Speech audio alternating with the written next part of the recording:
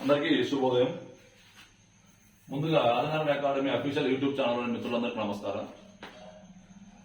ఇక ఈరోజు ఫిబ్రవరి 8కి వచ్చేసాం.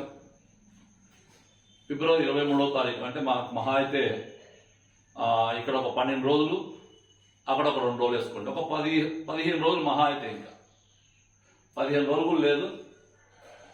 సో కాబట్టి ఇక్కడ నాకు తెలిసి ఈ గ్రూప్ 2కు ఎవరైతే ప్రిపేర్ అవుతున్నారో, గ్రూప్ 2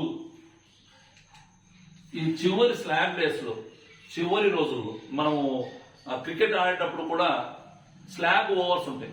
అంటే 40 నుంచి 50కి మధ్య ఉండే ఓవర్స్ మనం ఏమంటాం, స్లాగ్ ఓవర్స్ అని చెప్పుకుంటాం. మనము 1వ ఓవర్ నుంచి 40వ ఓవర్ వరకు ఎంత బాగా ఆడినా కానీ చివరి 10 ఓవర్లు చాలా అలర్ట్గా ఉండాలి. ఆ 10 ఓవర్లే మన యొక్క గెలుపు నిర్ధారిస్తాయి. మన యొక్క నిర్ణయం ఆ 10 ఓవర్లలో మనం ఎంత అలర్ట్గా ఉన్నాము, ఎంత ఉన్నామని దాన్ని బేస్ చేసుకుని మన గెలుపు నిర్ణయిస్తాయి.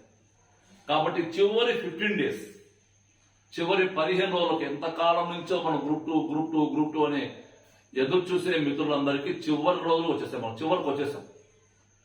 ఈ చివరి 15 రోజుల్లో మనం ఏం చేయాలి?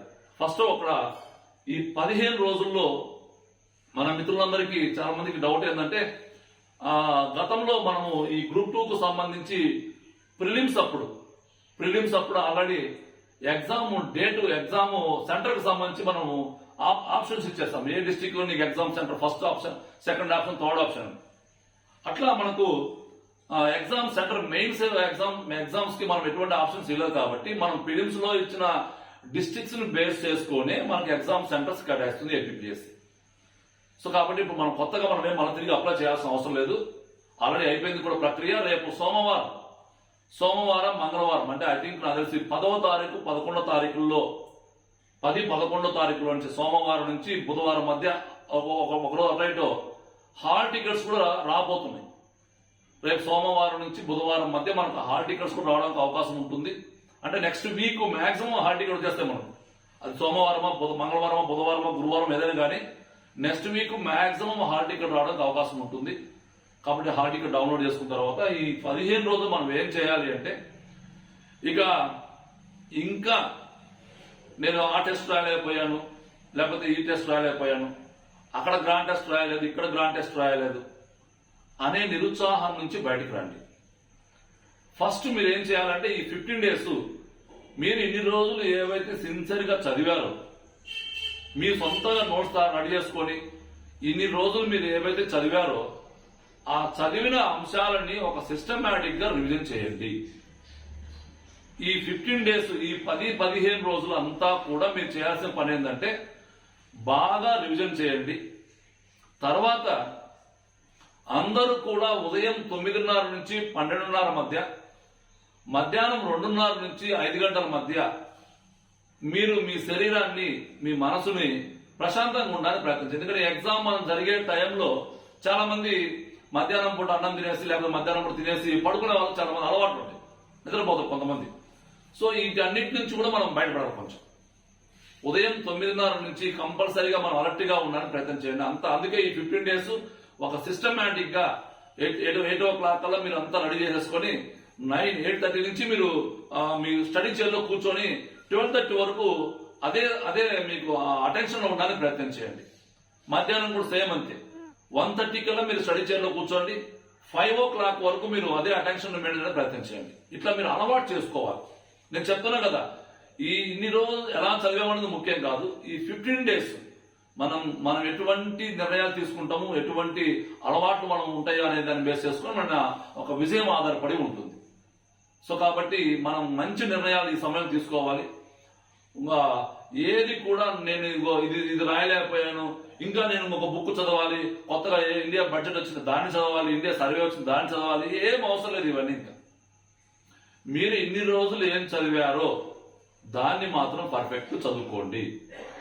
ఇన్ని రోజులు మీరు ఏ టెస్టులు చేశారో ఆ టెస్టులు మరొక్కసారి రివిజన్ చేసుకోండి.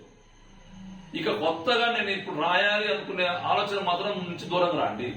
ఈ సమయంలో మీరు అటువంటి కొత్త వాటి మీద దృష్టి కేంద్రీకరించకండి. ఎందుకంటే కొత్తవి చేయడం వల్ల వచ్చే నష్టాలు ఏంటంటే కొన్ని చోట్ల ఆ టెస్ట్ లెంత్ అనేది ఎక్కువగా ఉండొచ్చు. ఆ టెస్ట్ రాసినప్పుడు కొన్ని ఆన్సర్లు నీకు తెలియకపోవచ్చు.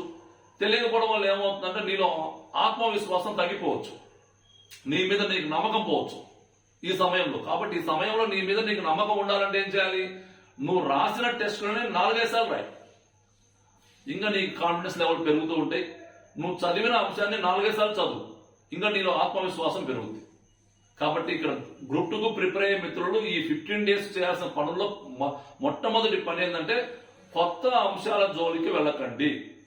అవి కొత్త టెస్టులు అయినా పర్లేదు, కొత్త టాపిక్స్ అయినా పర్లేదు, ఏవైనా కాదు పర్లేదు, కొత్త అంశాల జోలికి వెళ్లకుండా పాత అంశాలను మాత్రమే రివిజన్ చేసుకోండి.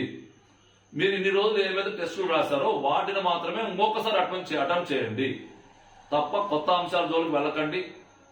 మంచి ఆహారం తీసుకోండి. 15 డేస్ ప్రశాంతంగా ఒక 6 నుంచి 7 అవర్స్ నిద్రపోండి. మైండ్కి మొత్తం రిలాక్స్ ఇవ్వండి. ఎందుకంటే ఇన్ని రోజులు మీరు అర్ధరాత్రి 1 గంటకో 2 గంటకో లేకపోతే అర్ధరాత్రి 3 గంటల వరకు ఉండి చదివే వాళ్ళు చాలా మంది ఉన్నారు. ఈ 15 రోజులు మీ మెదడుకు ప్రశాంతతనివ్వండి. మెదడు ఇక ప్రశాంతంగా ఉండాలి అంటే ఎక్కువ సమయం నిద్రపోండి. రాత్రి కూడా 9 గంటలకు పడుకున్నారంటే ఎర్లీ మార్నింగ్ 5 o'clock మాత్రం నిద్రలేయండి. అట్లా ఈ మెదడుకు ప్రశాంతనిస్తే మెదడు ఏమవుతుంది?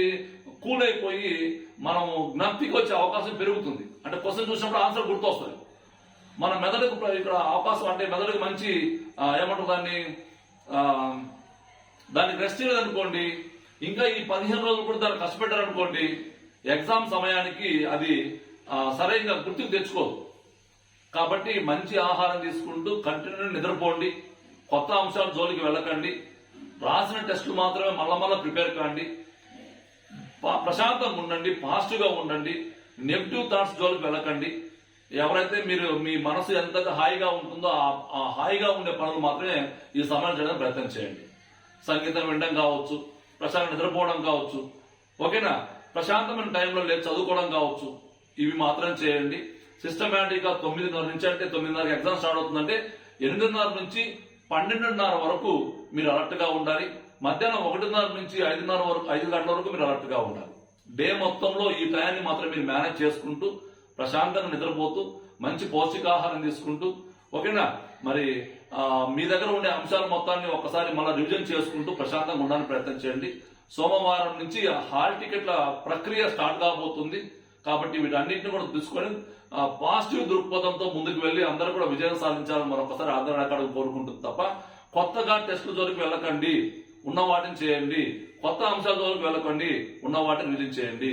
మంచి ఆరోగ్యం తీసుకోండి, బాగా నిద్రపోండి, మెదడు మొత్తానికి మంచిగా రెస్ట్ ఇవ్వండి, కంప్లీట్ గా ప్రశాంతంగా ఉండండి, పాజిటివ్ గా ఉండండి.